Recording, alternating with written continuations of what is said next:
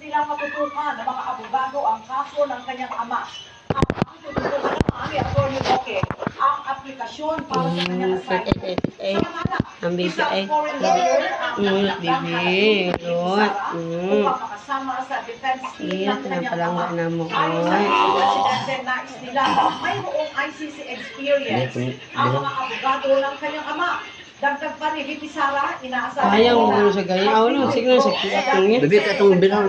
Salvador Medaldea sa oras na finalized ang legal team ni former President Duterte. Sa ngayon, ang British-Israeli lawyer na si Atty. Nicholas Pacman ang isa sa mga tumatayong abogado ni dating Pangulong Duterte sa ICC.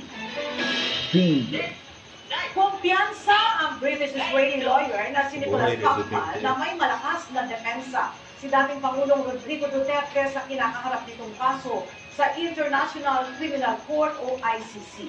Sa isang panayam, sinabi ni Pacman na kampante siya. Pero nung kambalon, ingit nung samot. O makakuwalang sala ang dating Pangulong.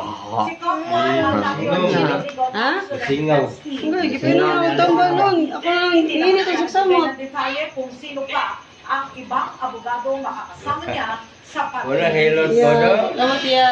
Kumain po, umapon. Init, mas aray hapon. Duterte ang nagbigay ng kanilang May ilaw ba, opinyon sa Brad? kasalukuyang sitwasyon. Wala sa pareho, Brad. Kaugnay ng pagkaka-aresto at Wala pagkakalimutin nang gapon. kay dating Pangulong Uminit Rodrigo gapon tayo doon, ba? Duterte sa Bahig sa Netherlands. Eh, Nagharap diha. Malaki ikaw ni Mao, sa kanil ito, wag mo. para mawalang sala ang dating Pangulo at pinahintay ang kaso.